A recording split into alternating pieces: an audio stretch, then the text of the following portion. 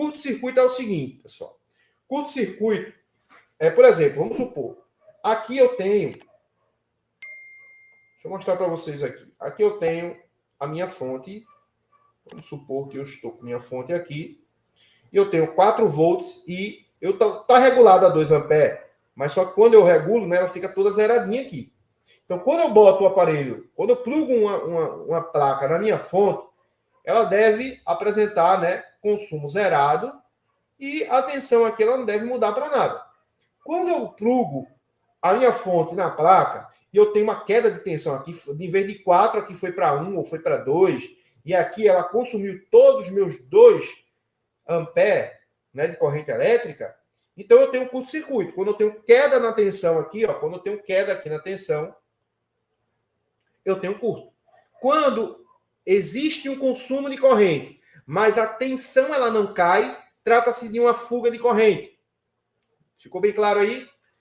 Beleza. Então, identifico aqui o meu indutor, certo? Indutor aqui. Meu indutor, que fica na saída do IFMIC. Todo IFMIC vai ter um indutorzão lá, uma bobina grande lá, que você vai ver logo de cara. Né? Então, vai lá, injeta uma tensão nela e você vai verificar se vai apresentar aqui, ó, um consumo maior ou um consumo menor. Se o consumo for maior, é só fazer a técnica aí, dando corrente elétrica, botando breu aí que você vai encontrar, certo? Agora, se o consumo permanece o mesmo, há grandes chances de o problema estar pelo próprio IFPMIC, certo? Pelo próprio IFPMIC, esse problema pode estar sendo ocasionado, ok? Então, já levanta o IFPMIC e acaba logo com um problema, né? Levantou, injeta a tensão aqui, ó, alimenta pela VBAT, zerado, o consumo está zerado. Depois que alimentou pela VBAT, alimenta também pela VPHPWR, ou VPower. Alimentou pelas duas, não tem consumo nenhum, então é o IFPMIC. Vou lá, coloco o outro e corro para o abraço. Continuou o consumo, aí a gente vai trabalhar de outra forma, certo? Nesse caso de falhas de inicialização por malhas primárias. Então, se o consumo permanece o mesmo consumo, né? Esses consumos baixos, a tendência é que ele esteja relacionado a algum circuito integrado, ok? Se você não tem câmera térmica, você pode fazer a técnica que a gente ensinou em alguns vídeos atrás aqui no canal, né? Como encontrar fuga de baixo consumo, utilizando ferro de solda. Aí você vai colocar lá o ferrinho de solda nos circuitos integrados, claro, circuito integrado que está ligado às tensões primárias. Não vai pegar um WTR, né, o transceiver, e vai ficar procurando curto lá no transceiver que não vai ter. Só vai ter em componentes que estão ligados às linhas primárias. Ok? Então, por isso que é importante estudar sobre a anatomia da placa, certo? Sobre como funciona a placa. E a bicha tá ali, ó. Tá querendo vir de novo para cá. Se ela vir, vai dar certinho para ela. Deixa eu pegar alguma coisa aqui que ela vai se lascar comigo aqui.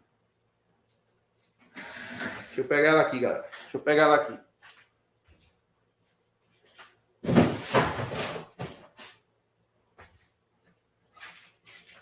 Pronto, já era. Já era para baratinha voadora. Vamos lá, galera. É que tá chovendo muito aqui, aí fica dando esses bichos loucos, né? Mas aqui é tudo fechado aqui no laboratório, tudo vedado.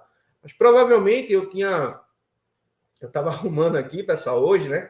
Aí tava aberto. Provavelmente ela entrou aqui sem eu ver e veio querer bagunçar aqui na hora da live, né? Querer tirar a minha concentração. Mas então, galera, vamos lá. Até aí estão entendido, né? Até aí estão entendido. Agora tem um outro tipo de coisa que acontece por exemplo, quando eu tenho um aparelho que eu plugo ele na fonte e tá aqui, ó, ao invés de ser 45, tem aqui, ó, 10 mA. 10 mA. Galera, quando tem 10 mA de consumo, ou até 20 mais ou menos, isso, se essa fuga tiver na VPHPWR, o OCP, ele não vai diminuir mais essa corrente, certo? Simplesmente ele vai deixar passar, é pequena, a corrente pequena. Beleza? Então, quando a corrente, a fuga é baixa, o consumo é pouco, o OCP ele não vai entrar em ação.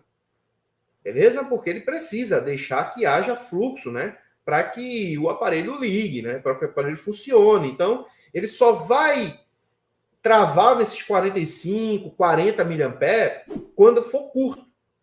Então, às vezes, eu tenho um consumo, às vezes, de 60 mA e pode estar na VPH-PWR.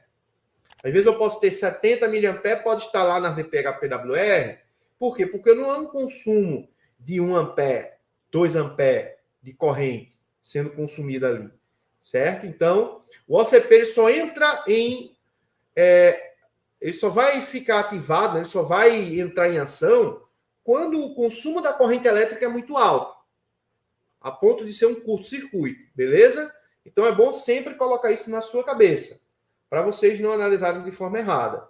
Então, observou aqui que tem um 10 mA, esse consumo provavelmente já está para o lado da VPH-PWR e pode ser o próprio IFPMIC, certo?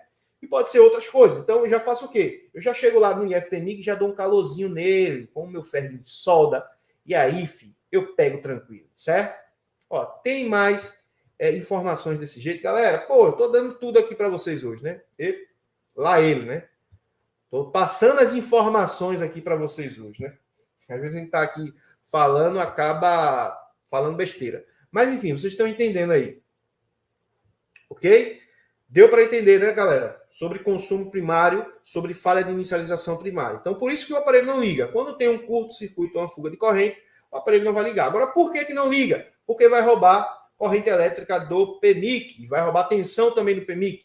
Certo? Então, roubando alguma coisa ali que o PMIC precisa para ligar, o aparelho não vai energizar. Beleza?